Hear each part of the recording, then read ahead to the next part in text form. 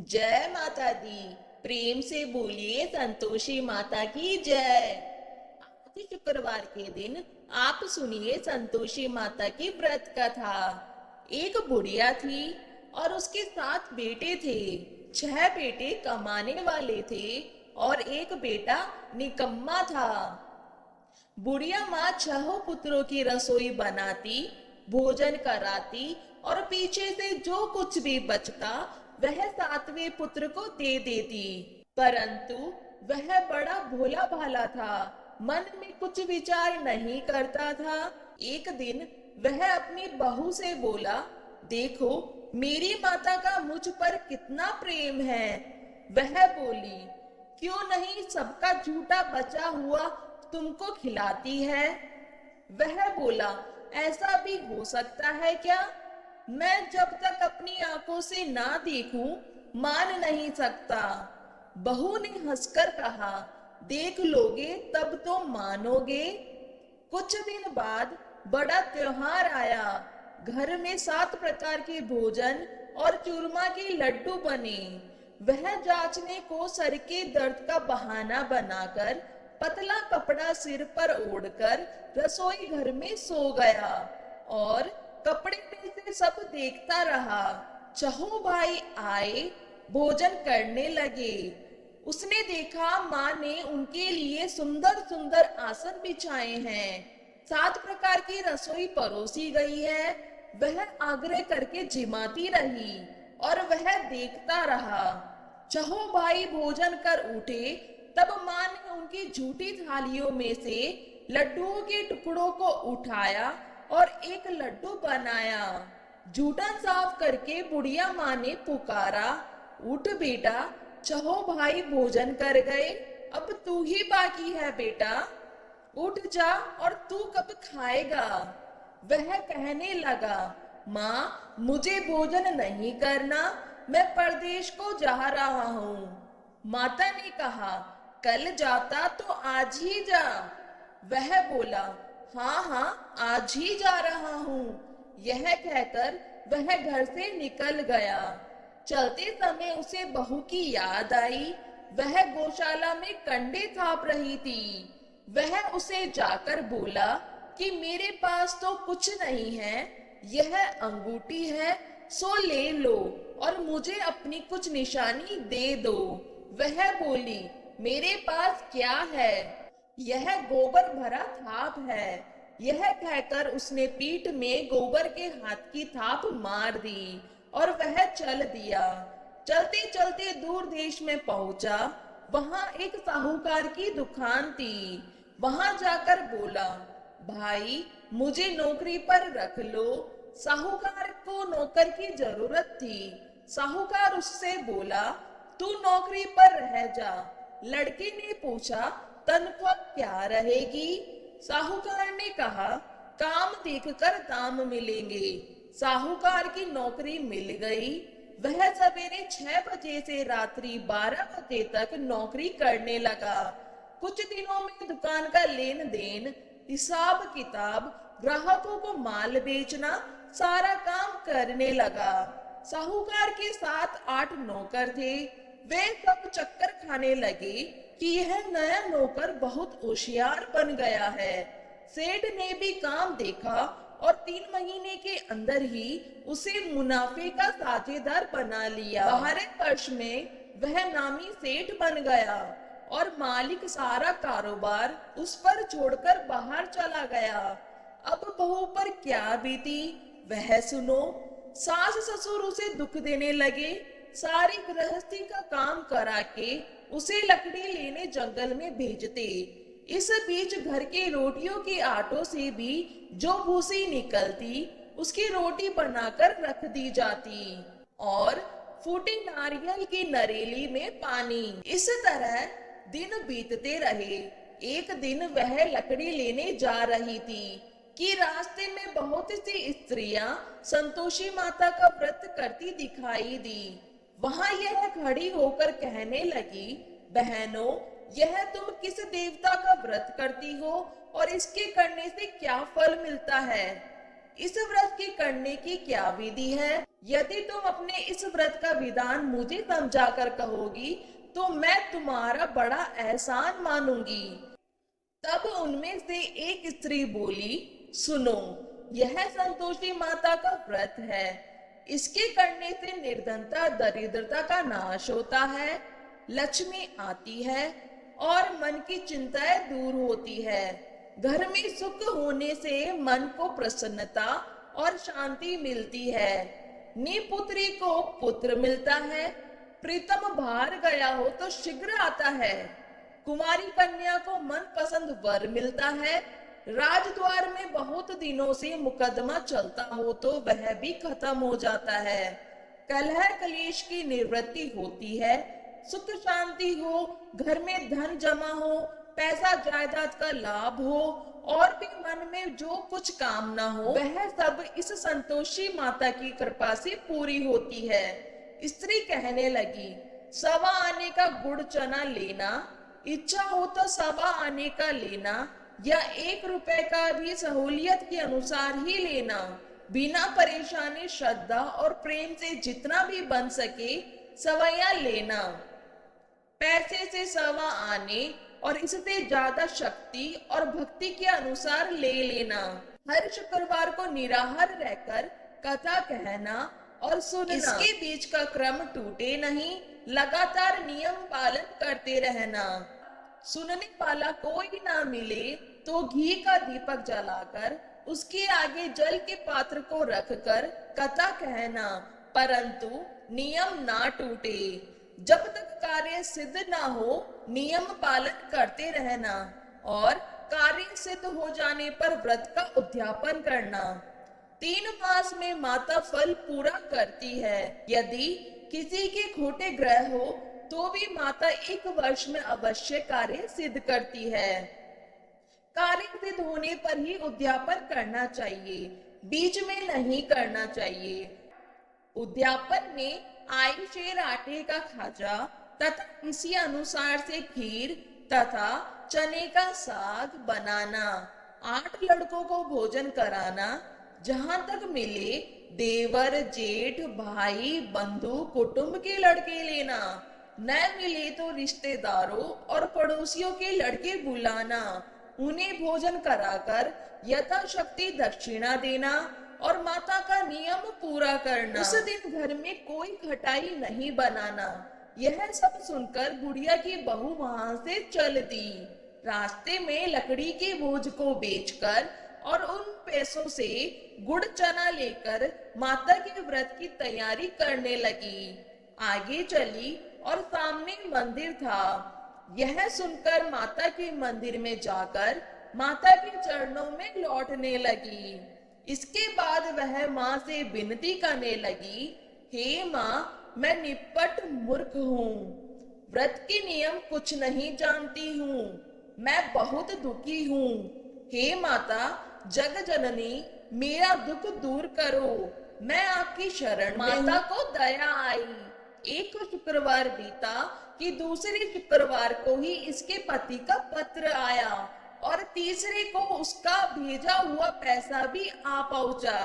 यह देखकर जेठानी मुंह सिकोड़ने लगी। इतने दिनों में इतना पैसा आया, इसमें क्या बढ़ाव है। लड़के ताने देने लगे कि काकी के पास अब पत्र आने लगे, रुपए आने लगे, अब तो काकी की खातिर बढ़ जाएगी, अब तो काकी बुलाने से भी नहीं बोलेगी। बेचारी सरलता से यह कहती है कि भैया पत्र आएगा, रुपए आएंगे तो हम सबके लिए अच्छा है। ऐसा कहकर आंखों में आंसू भरकर संतोषी माता के मंदिर में आकर मातेश्वरी के चरणों में गिरकर रोने लगी। माँ, मैंने तुमसे पैसा नहीं मांगा, मुझे पैसे से क्या काम है, मुझे तो अपने सुहाग से काम है, मैं तो अपने स्वामी के दर्शन और सेवा मांगती हूँ। तब माता ने प्रसन्न होकर कहा, जा बेटी, तेरा स्वामी आएगा। यह सुनकर खुशी से वह बावली होकर घर जाकर काम करने लगी। अब संतोषी माँ विचार करने लगी, इस भोली पुत्री से मैंने कह तो दिया कि तेरा पति आएगा पर आएगा कहाँ से? वह तो इसे स्वप्न में भी याद नहीं करता। इसे याद दिलाने तो मुझे ही जाना पड़ेगा। इस तरह माता उस बुढ़िया के बेटे के पास जाकर स्वप्न में प्रकट होकर कहने लगी, साहूकार के बेटे सोता है या जागता है? वह कहता है, माता सोता भी नहीं हूँ, जागता भी नहीं हूँ, बीच में ही हूँ। कहो क्या आज्ञा है? माँ कहने लगी, तेरा घर बार है या नहीं? वह बोला, मेरा सब कुछ है माता, माँ बाप, भाई बहन, बहू, क्या कमी है? माँ बोली, पुत्र तेरी घरवाली कष्ट उठा रही है, माँ बाप उसे दुख दे रहे हैं, वह तेरे लिए तरस रही है, तू उसकी सुध ले। वह बोला, हाँ माता, यह तो मुझे मालूम है, परंतु जाऊं कैसे? परदेश की बात है, लेन देन का कोई हिसाब नहीं है, कोई जाने का रास्ता नजर नहीं आता, कैसे चला जाऊं? माँ कहने लगी, मेरी बात मान, सवेरे नहा धोकर संतोषी माता का नाम लेकर घी का दीपक जलाकर दंडवत कर दुकान पर जा बैठना। देखते ही तेरा लेन देन चुक जाएगा, जमा माल बिक जाएगा, सांझ होते होते धन का ढेर लग जाएगा। अब तो वह सवेरे बहुत ही जल्दी उठकर मित्र बंधुओं से अपने सपने की बात कहता है। वे सब उसकी बात अनसुनी करके खिल्ली उड़ाने लगे। कहीं सपने भी सच होते हैं। एक बूढ़ा बोला, देख भाई, मेरी बात मान, इस तरह सांच झूठ कहने के बदले देवता ने जैसे ही कहा है वैसा ही करना, तेरा क्या जाता है? बूढ़े की बात मानकर वह नहा धोकर संतोषी माता को दंडवत कर घी का दीपक जलाकर दुकान पर जा बैठता है। थोड़ी देर में वह क्या देखता है कि देने वाले रुपया लाए, लेने वाले हिसाब लाए, कोठी में भरे सामानों के खरीदार नगद में सौदा करने लगे। शाम तक धन का ढेर लग गया। मन में माता का नाम लेकर प्रसन्न होकर घर जाने के वास्ते गहना, कपड़ा, सामान खरीदने लगा। यहाँ के काम से निपट कर मैं रवाना हुआ। उधर बहू बेचारी जंगल में लकड़ी लेने जाती है। लौटते वक्त माता जी के मंदिर पर विश्राम करती है। वह तो उसका रोज रुकने का स्थान ही था। दूर धूल उड़ती देखकर वह माता से पूछती है, हे माता, यह धूल कैसे उड़ रही है? माँ कहती है, हे पुत्री, तेरा पति आ रहा है। अब तू ऐसा कर, लकड़ियों की 3 बोझ बना ले, एक नदी के किनारे रख, दूसरा मेरे मंदिर पर रख और तीसरा अपने सिर पर रख। तेरे पति को लकड़ी का गट्टा देकर मोह पैदा होगा। वह यहाँ रुकेगा, नाश्ता पानी बनाकर खाकर माँ से मिलने जाएगा। तो लकड़ी का बोझ उठाकर जाना और बीच चौक में गट्टा लाकर 3 आवाजें जोर से लगाना। लो सासू जी, लकड़ियों का गट्ठा लाई हूँ, भूसी की रोटी दो, नारियल के खोपड़े में पानी दो, आज कौन मेहमान आया है? माँ की यह बात सुनकर वह बहुत अच्छा माता जी कहकर प्रसन्न होकर लकड़ियों के 3 गट्ठे ले आई। एक नदी के तट पर, एक माता के मंदिर पर रखा। इतने में ही वह मुसाफिर आ पहुंचा। सूखी लकड़ी देखकर उसकी इच्छा हुई कि अब यही निवास करे और भोजन बनाकर खा पीकर गांव जाए। इस प्रकार भोजन बनाकर विश्राम लेकर गांव को गया। उसी समय बहू सिर पर लकड़ी का गट्ठा लिए आती है। उसे आंगन में डालकर जोर से 3 आवाज देती है, लो सासू जी, लकड़ी का गट्ठा लो, भूसी की रोटी दो, नारियल के खोपड़े में पानी दो, आज कौन है? यह सुनकर उनकी सास अपने दिए हुए कष्टों को बुलाने हेतु कहती है, बहू, ऐसा क्यों कहती हो? तेरा मालिक ही तो आया है। बैठ, मीठा भात खाकर कपड़े गहने पहन। इतने में आवाज सुनकर उसका स्वामी बाहर आता है और अंगूठी देखकर व्याकुल हो जाता है। माँ से पूछता है, माँ यह कौन है? माँ कहती है, बेटा यह तेरी बहू है। आज 12 वर्ष हो गए जब से गया है, तब से सारे गांव में जानवर की तरह भटकती फिरती है। काम काज घर का कुछ करती नहीं, 4 समय आकर खा जाती है। अब तुझे देखकर भूसी की रोटी और नारियल के खोपड़े में पानी मांगती है। वह लज्जित होकर बोला, ठीक है माँ, मैंने इसे भी देखा और तुम्हें भी। अब मुझे दूसरे घर की चाबी दो, मैं उसमें रहूंगा। ठीक है बेटा, जैसी तेरी मर्जी। यह कहकर माँ ने चाबी का गुच्छा उसे दे दिया। उसने लेकर दूसरे कमरे को खोलकर सारा सामान जमाया और एक दिन में ही वह राजा के महल जैसा ठाट बाट बन गया। अब क्या था, वह सुख भोगने लगी। इतने में अगला शुक्रवार आया। उसने अपने पति से कहा, मुझे माता का उद्यापन करना है। उसका पति बोला, बहुत अच्छा, कर लो, अपनी खुशी से यह भी कर लो। तुरंत ही वह उद्यापन की तैयारी करने लगी। जेठ के लड़के को भोजन करने के लिए कहने लगी।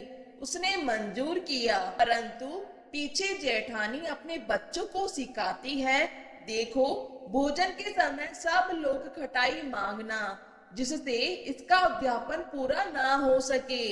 लड़के खाना खाने आए, खीर पेट भरकर खाई, परंतु बात याद आते ही कहने लगे, हमें कुछ खटाई खाने को दो, खीर खाना हमें भाता नहीं। यह देखकर अरुचि होती है। बहू कहने लगी, खटाई किसी को नहीं दी जाएगी, यह तो संतोषी माता का प्रसाद है।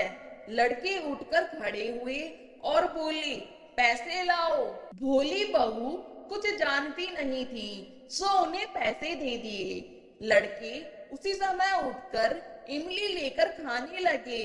यह देखकर बहू पर माता ने कोप किया।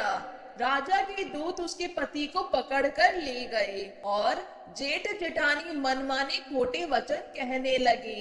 लूट लूट कर धन इकट्ठा कर लाया था, सो राजा के दूत उसे पकड़कर ले गए। अब सब मालूम हो जाएगा जब जेल की रोटी खाएगा। बहू से यह वचन सहन नहीं हुआ। रोती रोती माता के मंदिर में गई और बोली, हे माता, तुमने यह क्या किया? हंसाकर क्यों रुलाती हो?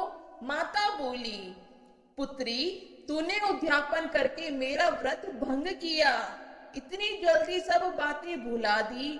वह कहने लगी, माता, भूली तो नहीं हूँ, ना कुछ अपराध किया है, मुझे तो लड़कों ने भूल में डाल दिया, मैंने उन्हें भूल से पैसे दे दिए, मुझे क्षमा करो माँ।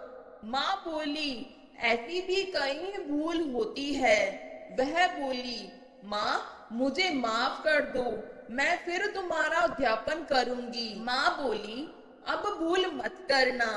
वह बोली, अब भूल नहीं होगी माता, अब बताओ वे कैसे आएंगे? माँ बोली, जा पुत्री, तेरा मालिक तुझे रास्ते में ही आता मिलेगा। वह निकली, रास्ते में पति आता मिला तो उनसे पूछा, तुम कहाँ गए थे? वह कहने लगा, इतना धन जो कमाया है उसका टैक्स राजा ने मांगा था, वह भरने गया था। वह प्रसन्न होकर बोली, अच्छा हुआ, अब घर चलो। कुछ दिन बाद फिर शुक्रवार आया तो वह बोली, मुझे माता का उद्यापन करना है।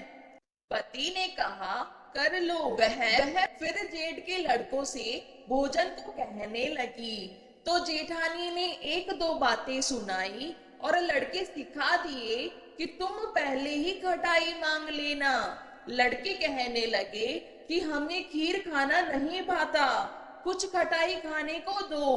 तो बहू बोली, खटाई खाने को नहीं मिलेगी, खाना हो तो खाओ। यह कहकर ब्राह्मण के लड़के लाकर भोजन कराने लगी। यथाशक्ति दक्षिणा की जगह एक एक फल उन्हें दिया। इससे संतोषी माता प्रसन्न हुई। माता की कृपा होते ही 90 महीने उसको चंद्रमा के समान सुंदर पुत्र प्राप्त हुआ। वह पुत्र को लेकर प्रतिदिन माता जी के मंदिर को जाने लगी। माता ने सोचा कि यह रोज आती है, आज क्यों न मैं ही इसके घर चली जाऊं, इसका आसरा देखूं तो सही। यह विचार कर माता ने भयानक रूप बनाया। गुड़ और चने से सना मुख, ऊपर से सूंड के समान होठ, उस पर मक्खियां बिन बिना रही है। दहलीज में पैर रखते ही उसकी सास चिल्लाई, देखो कौन चुड़ैल डाकिनी चली आ रही है।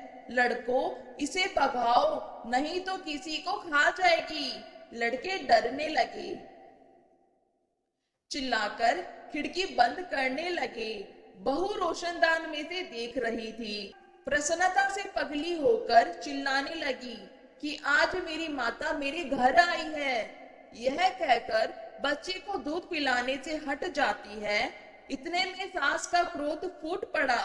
वह बोली कि इसे देखकर कैसे उतावली हुई, जो बच्चे को पटक दिया। इतने में माँ के प्रताप से जहां देखो वहां लड़के ही लड़के नजर आने लगे। बहू बोली, माँ जी, मैं जिनका व्रत करती हूँ यह वह संतोषी माता है। इतना कहकर झट से सारे घर के किवाड़ खोल दिए और सबने माता के चरण पकड़ लिए और विनती कर कहने लगे, हे माता, हम मूर्ख है, अज्ञानी है, तुम्हारे व्रत की विधि हम नहीं जानते हैं। तुम्हारा व्रत भंग करके हमने बहुत बड़ा अपराध किया है। हे माता, बहू को जैसा फल दिया वैसे सबको देना। जो भी यह कथा पढ़ेगा या सुनेगा उसके सभी मनोरथ पूर्ण करना। प्रेम से बोलिए संतोषी माता की जय।